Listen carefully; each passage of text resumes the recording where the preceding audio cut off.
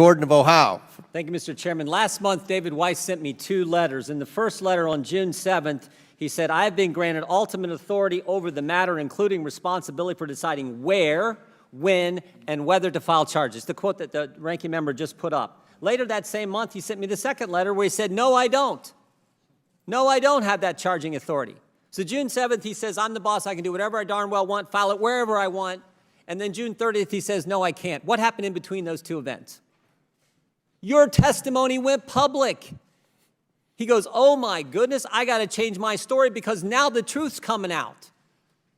And it sounds like in this investigation to me, Mr. Shapley, that the prosecutors and the investigators were in agreement for most of the investigation, and then we get to October of 2022. I see Mr. Ziegler nodding his head. And that meeting is where David Weiss told you something. Is that right, Mr. Shapley? What did he say? Can you put your mic on there? What did he say? Yes, he told me he was not the deciding person on whether or not charges were filed. He told us that D.C. U.S. Attorney had declined to allow charges. He told us that he had requested special counsel authority from Maine DOJ and denied that authority. And was denied. That's correct. Were you the only guy in that meeting? I was not. How many other people were there? There were 7 total people, including me. You and Mr. Weiss and 5 others, right? That's correct. And have any of them come forward and say what you just said is not true? They have not. No one has, right? That is no correct. No one has disputed, refuted. No one said what you said is not true. That's and did correct. you memorialize what took place in that meeting? Did you memorialize that? Yes, I did. That day when I returned home from the Delaware U.S. Attorney's Office, I put it in an email to the 2 senior executives at my agency. You put it in an email that day. That's correct. Contemporaneous when it happened. I got the email here. It's Exhibit 10 in your testimony when you were interviewed by the Ways and Means Committee, October 7th, Friday evening, 6:09 p.m. That email, right? That's correct. Sent to Mr. Walden and Mr. Batdorf. Who are those individuals?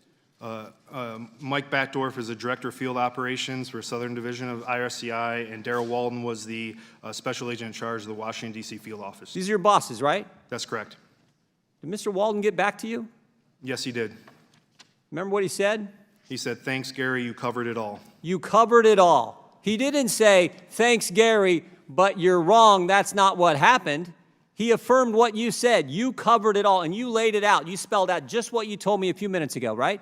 That's correct. What Mr. Weiss told you in that meeting. Yes. And when that goes public on June 22nd, last month, Mr. Weiss says, oh, I got to change my story. I better send a letter to the Judiciary Committee where he says, I stand by what I wrote, but I wish to expand. I wish to fix it. And then he had to further go further in July when he sent a letter to Senator Graham and said, to clarify again. They've changed their story. You guys haven't. What do you think happened? What do you think? Mr. Weiss was consistent with the investigators up until this October 7th meeting, and then he changed. What do you think happened, Mr. Shapley?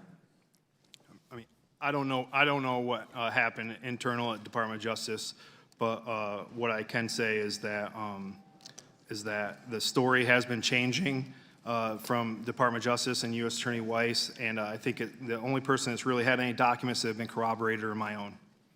Exactly. I think what happened. I think it's obvious. Anyone with common sense can see what happened because he said it in Mr. Graham's letter. He said, I had discussions with Maine Justice. I had discussions with the folks, the Deputy Attorney General, the Attorney, whoever it was, I don't know, but he had discussions with the people at Maine Justice, and suddenly things change. And that all became evident on October 7th. And until October 7th, the investigators, to Mr. Raskin's point, the investigators and the prosecutors, they were in agreement. Here are the facts. Here's how we do it. Here's how we've always done it. We got the 2 best agents in the place on the case. Let's go. And then shazam, something changes. And I think it's what Mr. Weiss conveyed to Senator Graham when he said, I had discussions with folks at Maine Justice. We don't know what were in those discussions, but it looks pretty obvious what happened. Looks pretty obvious. Initially, everyone was pounding their chest. David Weiss has complete authority. Now, suddenly, he doesn't. He doesn't, because you guys came forward and told the truth. I yield back. Chair now